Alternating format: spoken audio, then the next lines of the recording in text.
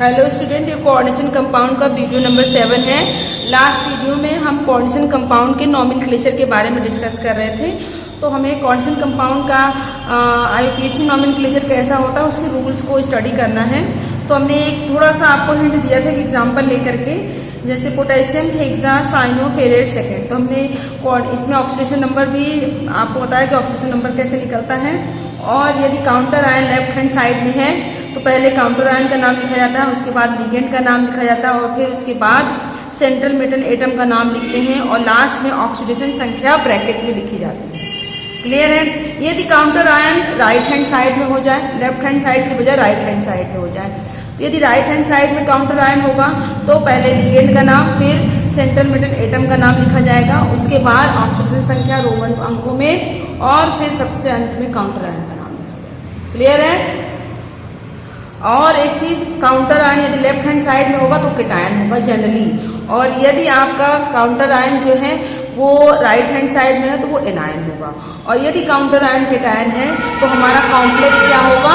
Complex जो है वो एनायन होगा, नेगेटिव चार्ज होगा उस पर। यदि नेगेटिव चार्ज होगा तो सेंट्रल मेटल एटम के नाम के पीछे 8 लगा देते हैं।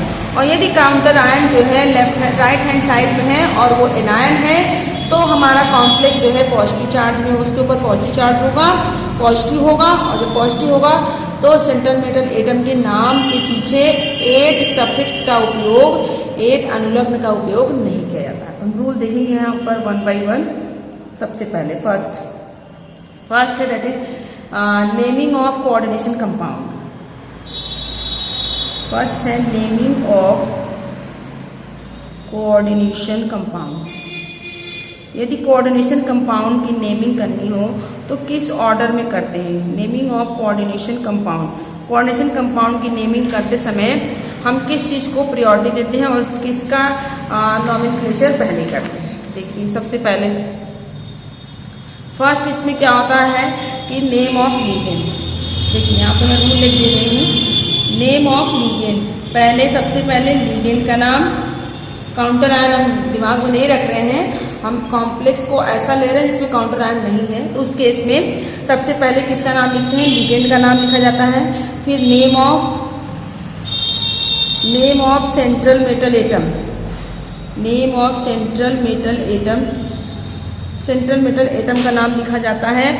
और लास्ट में ऑक्सीडेशन नंबर, ऑक्सीकरण संख्या, oxidation number of metal ion in Roman numerals. Clear है? तो सबसे पहले कहने का सिंपल सा मतलब ये है कि सबसे पहले कोऑर्डिनेशन कंपाउंड का नॉमेनक्लेचर करते समय सबसे पहले लिगेंड का नाम लिखा जाता है। लिगेंड का नाम लिखने के बाद सेंट्रल मेटल एटम का नाम लिखा जाएगा और फिर ऑक्सीडेशन संख्या रोमन फॉर्म में लिखी जाती है। यदि counter ion left hand side में है तो लिगेंड के आगे जोड़ देंगे उस काउंटर आयन का नाम। यदि काउंटर आयन जो है वो राइट हैंड साइड में सबसे लास्ट में है तो उसको हम ऑक्सीजन संख्या रोमन अंकों में लिखने के बाद लास्ट में काउंटर आयन। क्लियर? कहने का मतलब काउंटर आयन हमेशा कॉर्नर में होगा, या तो कंपाउंड के स्टार्टिंग में उसका नाम लिखा होगा या कंपाउंड के लास्ट में उसका नाम लिखा होगा। क्लियर है? नेक्स्ट आ जाते हैं दूसरा। इसका दूसरा रूल देखेंगे। दूसरा रूल क्या है? That is order of naming of ligand. Naming of ligand. अभी काउंटर आयन था तो काउंटर आयन कोऑर्डिनेशन कंपाउंड का नाम हमने देखा। तो कोऑर्डिनेशन कंपाउंड का नाम लिखते समय हमने देखा कोऑर्डिनेशन कंपाउंड का नाम लिखना है तो पहले लिगेंड का नाम लिखेंगे, फिर सेंट्रल मेटल एटम का नाम लिखेंगे, फिर ऑक्सीजन संख्या रोमन फॉर्म में। अब 1 by 1 देखेंगे कि लिगेंड का नाम लिखते समय हमको किन किन बातों का ध्यान में रखना है। तो नेमिंग ऑफ लिगेंड, लिगेंड का नाम किस तरीके से लिखा जाता है, इसमें एक चीज देख लेंगे। यदि हमारा लिगेंड निगेटिव है, सबसे पहले निगेटिव लिगेंड है, हमने बताया लिगेंड 3 टाइप्स के होते हैं चार्ज के बेसिस पे। यदि लिगेंड निगेटिव है तो निगेटिव लिगेंड में नाम के पीछे जो सफिक्स लगाते हैं, सफिक्स जो लगता है दैट इज ओ सफिक्स का उपयोग किया जाता है। निगेटिव से क्लोराइड है तो आइड हटा करके ओ या ई हटा करके क्लोरीड हो। जैसे हमारा एग्जाम्पल निगेटिव लिगेंड में सफिक्स अनुलग्न ओ का उपयोग किया जाता है at the end of name of ligand. Clear. जैसे एग्जांपल हम देखेंगे, हमारे पास है Cl, तो Cl का नाम क्या होता है, दैट इज क्लोराइड। ये क्या है आपका, क्लोराइड है, तो या क्लोरीन है, दैट इज क्लोरीन, और इसका एक्चुअल क्या होगा, क्लोराइड। क्लोराइड में से माइनस आइड या माइनस ई हटा दीजिए, माइनस ई हटा देंगे, ई हटा के प्लस ओ लगा देंगे, तो क्या नाम बन जाएगा, क्लोरिडो, क्लोरिडो। या फिर क्लोराइड है, देखिए इस तरीके से भी क्लोराइड है, क्लोराइड से माइनस आइड, आइड हटा करके नाम क्या, आइड हटाएंगे और प्लस ओ लगा देंगे, तो नाम क्या बन जाएगा, क्लोरो। तो दोनों नाम क्लोरीन के सही हैं। इसी तरीके से साइनो, आइडो, फ्लोरो, क्लियर है, या आइडिडो, फ्लोरिडो, ब्रोमीडो, इस तरीके से। तो कहने का सिंपल सा मतलब ये है कि और ऑक्सिलेटो, एसिटेटो, सब क्लियर है। तो निगेटिव लिगेंड के नाम के पीछे, निगेटिव लिगेंड है तो निगेटिव लिगेंड में नाम के पीछे सफिक्स क्या लगा देते हैं, ओ। अब आ जाइए पॉजिटिव लिगेंड। यदि लिगेंड पॉजिटिव है, और लिगेंड अब तक आप लिगेंड के नाम याद कर लिए होंगे, तो लिगेंड के नाम साथ में उनके सिंबल और चार्ज आप याद रखिएगा।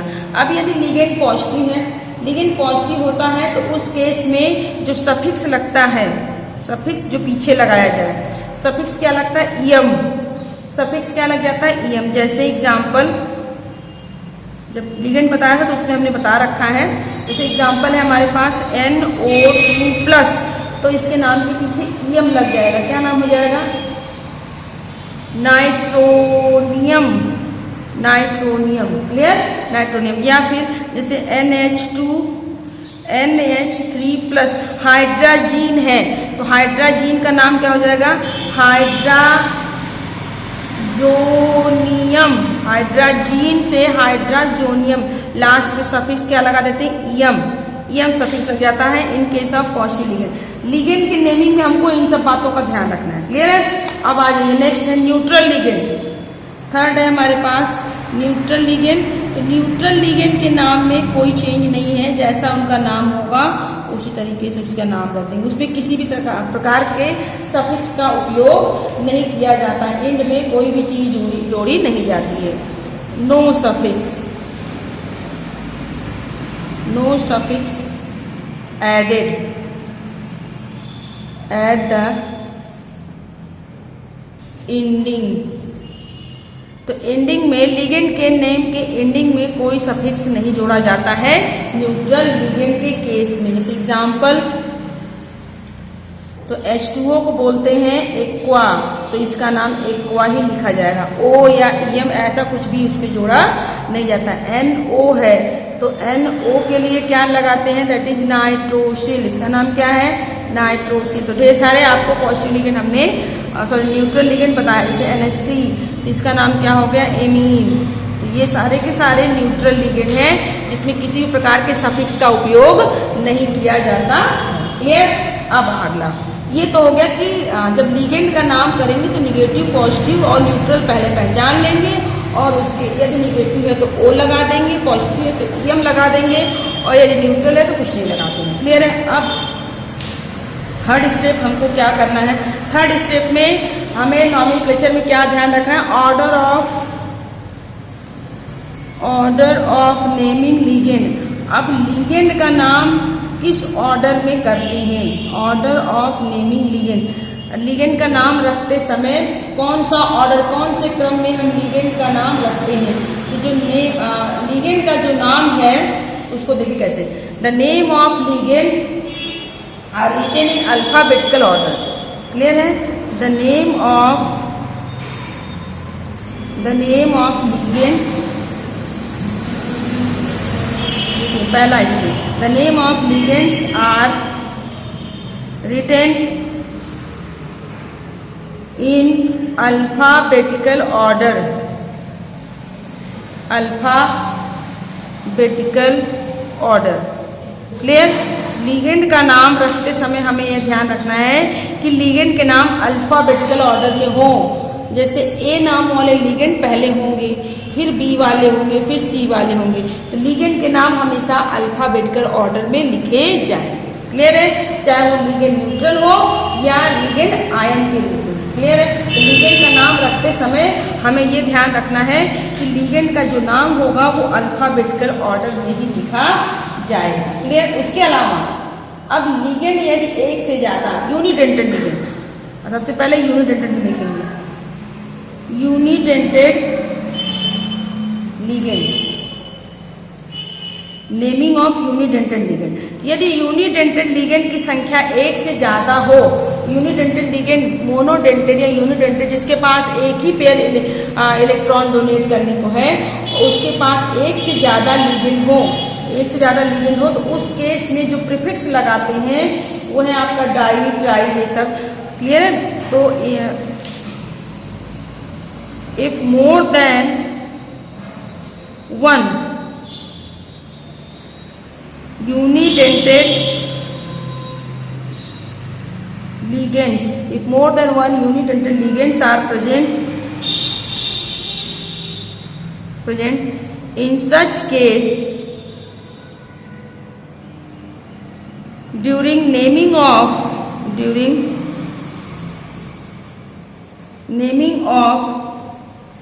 unidented ligands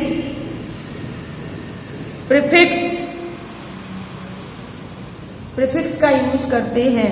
prefix are use, कौन से प्रीफिक्स हैं? प्रीफिक्स आर यूज्ड, कौन से प्रीफिक्स का यूज करते हैं? तो सिंपली ये कह रहा है, यदि यूनिडेंटेड लिगेंड, एक दंती लिगेंड की संख्या एक से ज्यादा हो तो यूनिडेंटेड लिगेंड का नाम रखते समय हम प्रीफिक्स का यूज करते हैं। कौन से प्रीफिक्स है देखिए, प्रीफिक्स है दैट इज डाई यूज करते हैं या ट्राई यूज करते हैं। तो tri word use for two ligand, यदि दो लिगेंड है तो उसके लिए हम क्या यूज करेंगे? डाई, टू लिगेंड के लिए। क्लियर, डाई का मतलब है टू, और ट्राई का मतलब थ्री, टेट्रा से फोर है, पेंटा का मतलब फाइव, हेक्सा का मतलब सिक्स। इतने हमको याद रखने हैं। क्लियर है, और भी तो इस तरीके से। तो यहाँ पर हमको तो सिक्स कोऑर्डिनेशन नंबर 6 लिगेंड तक ही देखना है। तो डाई, ट्राई, टेट्रा, पेंटा, हेक्सा किसके नाम पे? यदि लिगेंड की संख्या एक से ज्यादा हो तो, और लिगेंड यूनिडेंटेड हो। अब यही लिगेंड यदि आपका मल्टीडेंटेड हो, पॉलीडेंटेड लिगेंड हो, एक से ज्यादा लिगेंड हो, तो अगला होगा नेक्स्ट हमारा that is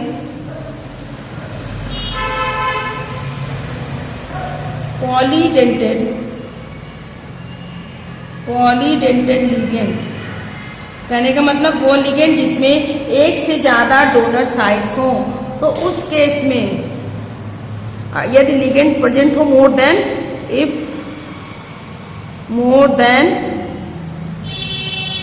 one ligands are present.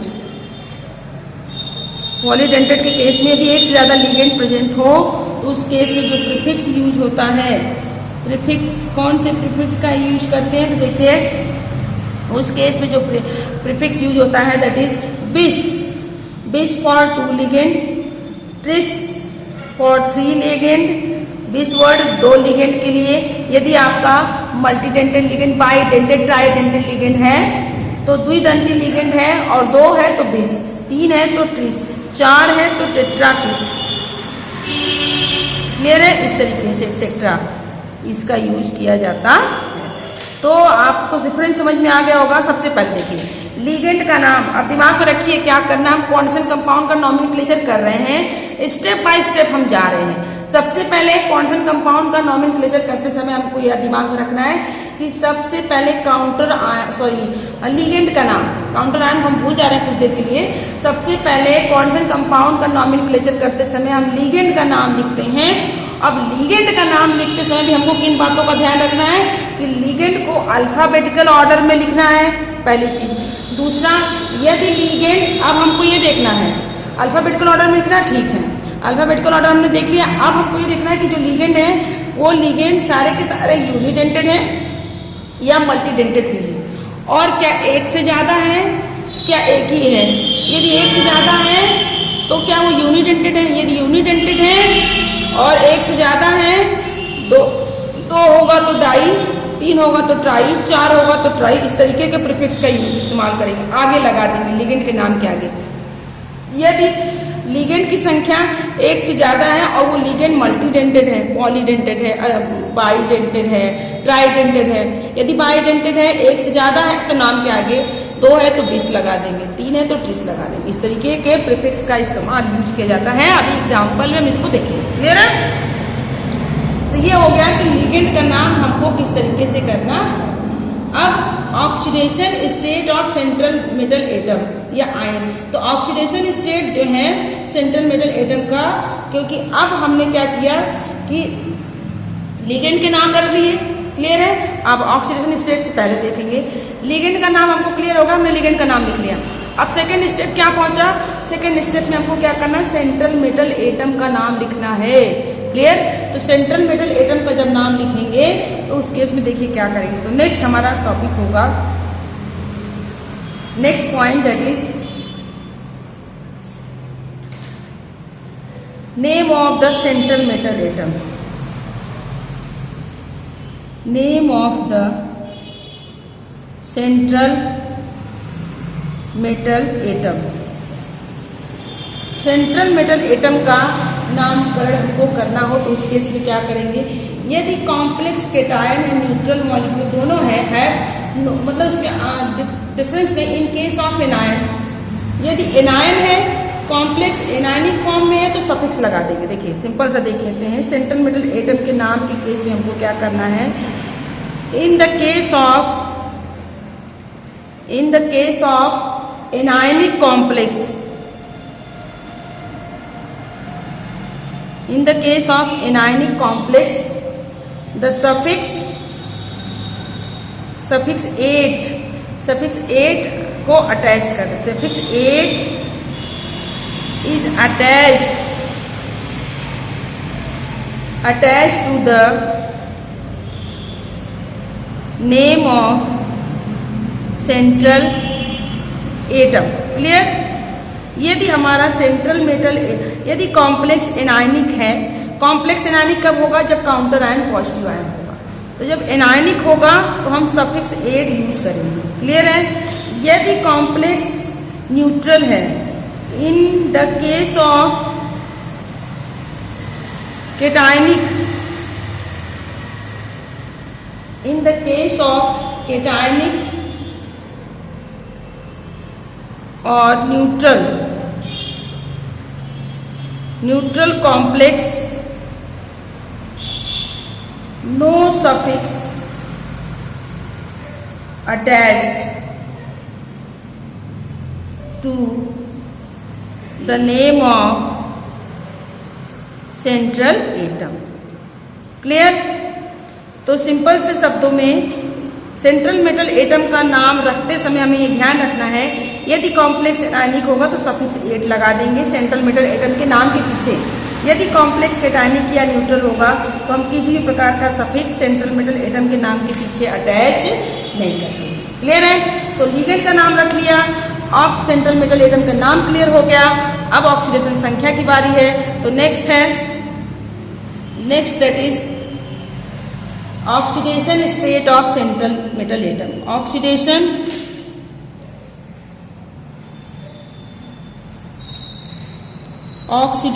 State of central metal atom. तो आपको पता है कि सेंट्रल मेटल एटम का ऑक्सीडेशन स्टेट कहाँ पर लिखते हैं? After central metal atom. Central metal atom के नाम के पीछे लिखते हैं। तो और किस फॉर्म में लिखते हैं? रोमन फॉर्म में। क्लियर? तो oxidation state of oxidation number of central metal atom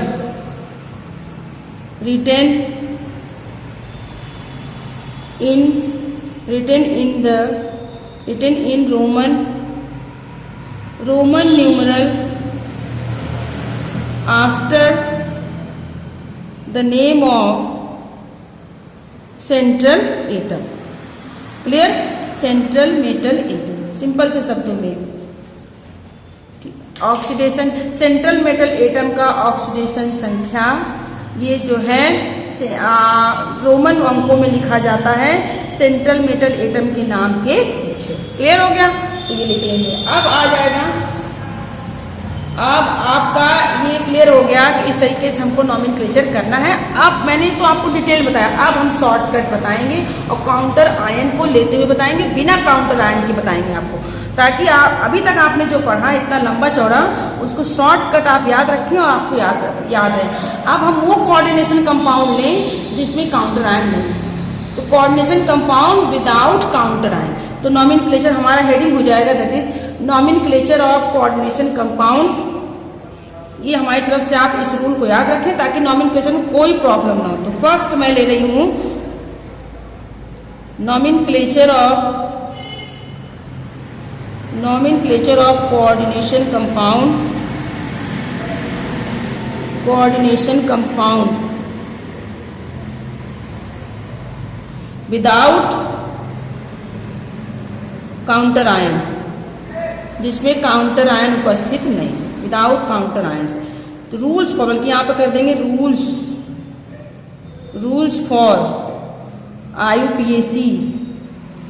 for IUPAC nomenclature of coordination compound without counter ion. तो कहने का सिंपल सा मतलब ये है कि ऐसे कोऑर्डिनेशन कंपाउंड का नॉमेनक्लेचर जिसमें काउंटर आयन नहीं है, ना तो लेफ्ट साइड में और ना ही राइट हैंड साइड में, तो उसका नॉमेनक्लेचर करते समय हमें किन बातों का ध्यान रखना, देखिए पॉइंट वाइज देखेंगे। सबसे पहले क्या करना है, फर्स्ट ऑफ ऑल हमको जो है किसका नाम रखना है, नेम ऑफ लीगेंड। सबसे पहले लीगेंड का नाम लिखना है। क्लियर? सबसे पहले हमको लीगेंड्स का नाम रखना है, और लीगेंड्स के नाम में हमको किन बातों का ध्यान रखना है, यहीं पर हम लिख देंगे। लीगेंड का नाम रखते समय हमको क्या करना है, अल्फाबेटिकल ऑर्डर,